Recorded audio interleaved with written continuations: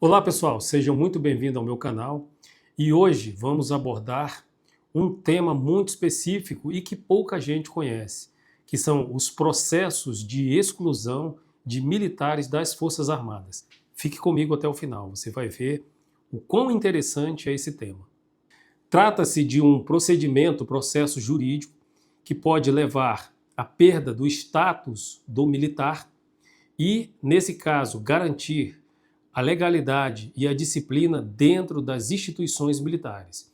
Fique até o final desse vídeo, que eu vou te explicar o passo a passo como esses processos são instaurados e como se dá a defesa dentro desses processos específicos. Para começar, você precisa entender, basicamente, o que são esses processos de exclusão de militares das forças, né? Quando eu falo das forças, não falo apenas de forças armadas, também vale para as forças policiais e corpo de bombeiro militar. São processos que buscam, né, atacar, né, condutas completamente incompatíveis com as atividades militares. Condutas que afetam a honra pessoal, o decoro da classe ou o pundonor militar. Nós vamos falar sobre esses processos. Aqui não falamos apenas de punições administrativas e temporárias que podem ser anuladas ou canceladas depois. Falamos aqui de procedimentos seríssimos que podem levar à perda do status do militar, perda da carreira, perda de seus direitos, perda da sua remuneração.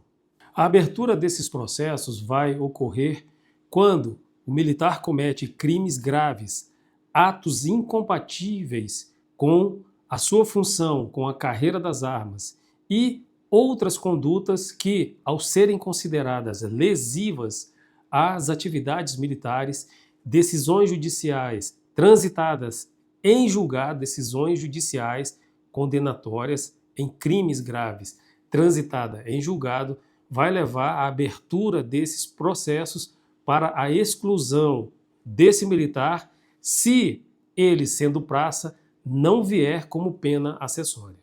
Quais são as situações que podem levar o militar a perder o status de militar e ser excluído das Forças Armadas?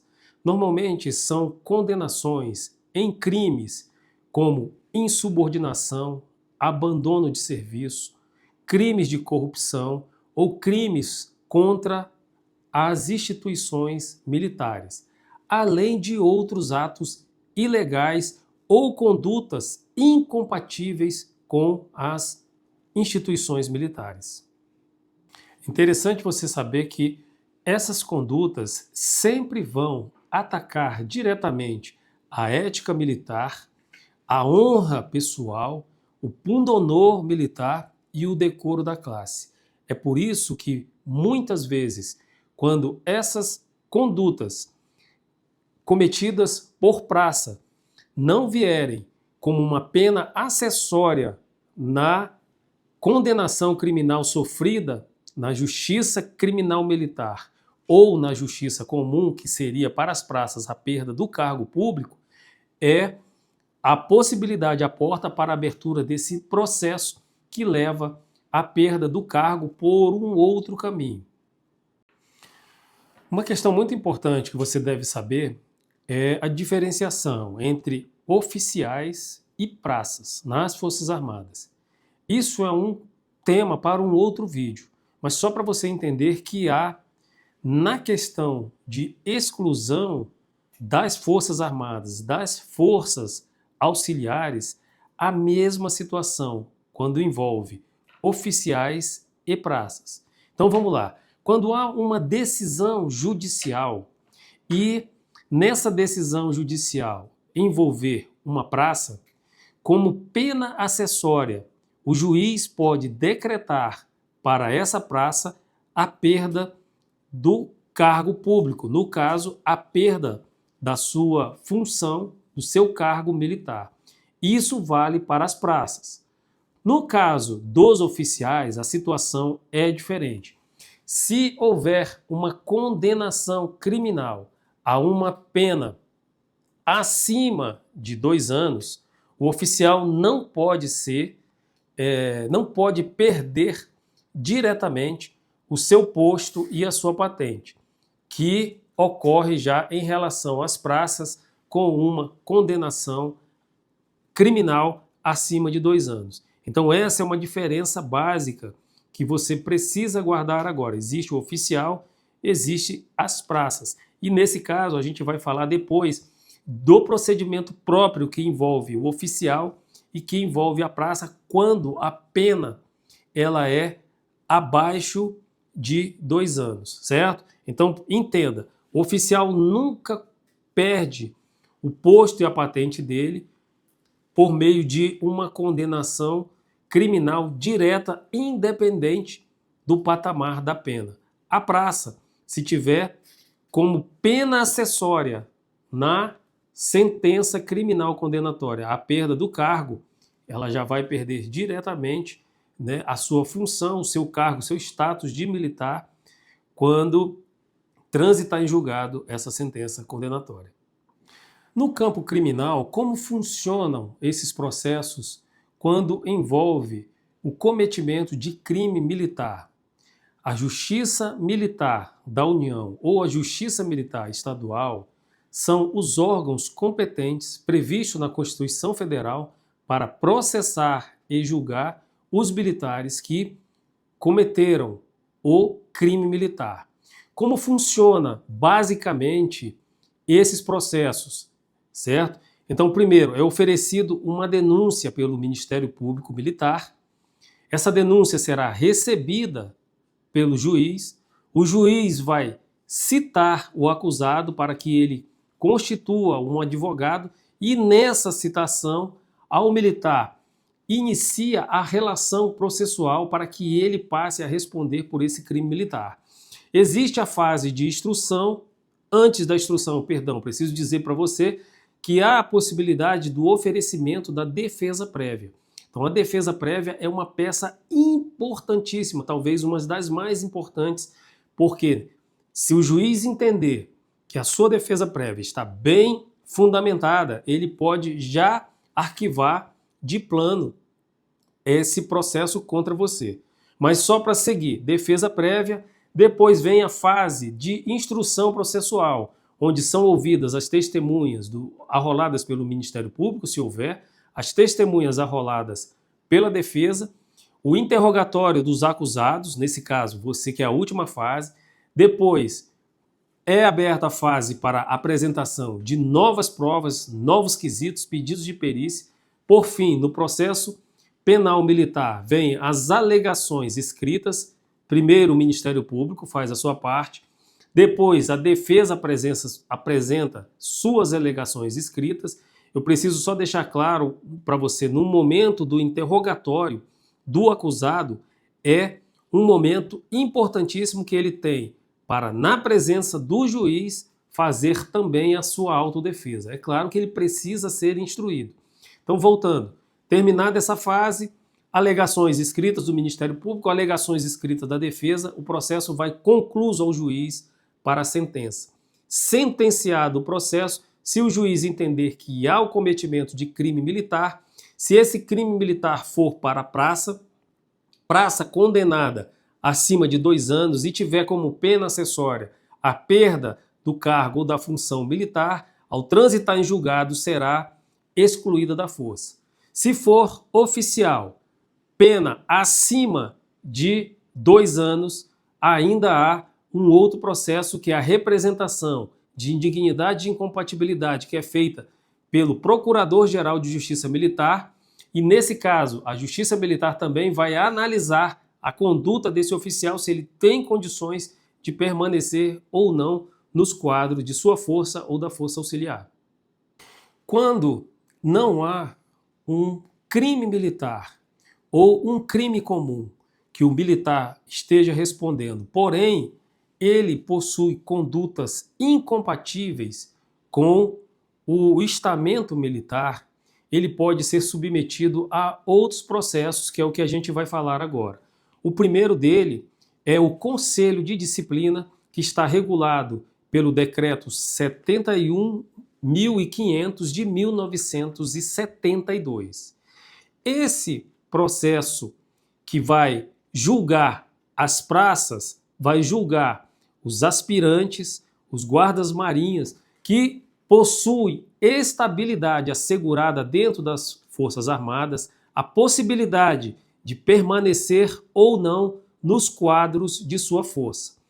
Esse processo de conselho de disciplina, ele estabelece também regras para que esses militares, praças especiais, se defendam também para tentar garantir a manutenção do seu cargo dentro das Forças Armadas. Esse processo específico de conselho de disciplina, ele também é chamado de Tribunal de Honra, porque ele não vai analisar uma situação de crime, mas sim é uma conduta contra a honra pessoal, contra o decoro da classe e contra a ética militar. Por isso que eles são considerados tribunais de honra. Em outro vídeo nós detalharemos especificamente sobre o Conselho de Disciplina. Da mesma forma, para os oficiais que cometem conduta incompatível com o estamento militar, existe a Lei 5.836 de 1972, que dispõe sobre o Conselho de Justificação. Essa lei, ela estabelece um procedimento próprio, regras estabelecidas para que os oficiais que cometam condutas contra a honra pessoal, o pundonor militar, o decoro da classe ou a ética militar venham a responder e permite que também possam se justificar dessas condutas para tentar manter o seu cargo na força. Então, os conselhos de justificação são abertos para os oficiais. No caso de oficiais das Forças Armadas, a autoridade é o comandante de sua força. E, no final, quando o comandante vai apreciar, ele justifica o militar. Se ele justificar pela defesa do militar, o processo será arquivado. Se o comandante não justificar, ele remete esse conselho de justificação ao Superior Tribunal Militar, o qual vai abrir um processo para verificar a compatibilidade ou não desse oficial permanecer nos quadros das Forças Armadas. Quais são as consequências diretas da exclusão de um militar? Basicamente, um militar excluído, ele vai perder, se for praça, a sua graduação, se for oficial, vai perder o seu posto e a sua patente e, adequadamente, na consequência disso, ele vai perder a sua remuneração, vai perder o seu plano de saúde, ele vai perder todos os direitos e benefícios que ele teria se continuasse na força. Esse afastamento, essa perda do cargo militar causa um impacto direto na sua vida profissional, na sua vida pessoal, na sua vida financeira. Agora, com o recente entendimento do TCU, esses casos, eles eram considerados, ainda são, porque não está pacificado, a questão da morte ficta. Então, quando o militar perde o status de militar, ele sendo um militar de carreira, tendo dependentes, o que acontece? É a chamada morte ficta. O seu CPF é excluído da sua força, do quadro de pagamentos, de benefícios, do plano de saúde, de tudo que ele tinha relacionado à sua força, e abre a possibilidade de seus dependentes que são declarados na administração militar se habilitarem para receber a pensão militar. O entendimento recente do TCU, que essa situação, que o militar continua vivo, mas a esposa passa, ou os filhos passam a receber a pensão militar, era chamada de morte ficta.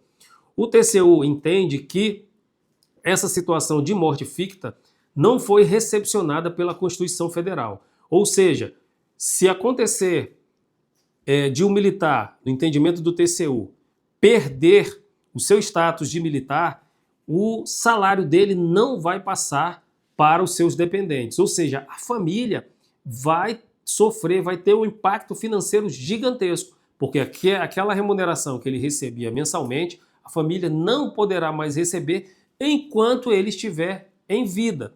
O TCU entende que quando houver a morte desse militar, aí sim abre a possibilidade de a família se dirigir até a administração militar, no caso, a viúva não mais ficta, mas sim viúva efetivamente, com um atestado de óbito na mão, apresentar até a administração militar e, nesse caso, passar a receber a pensão militar.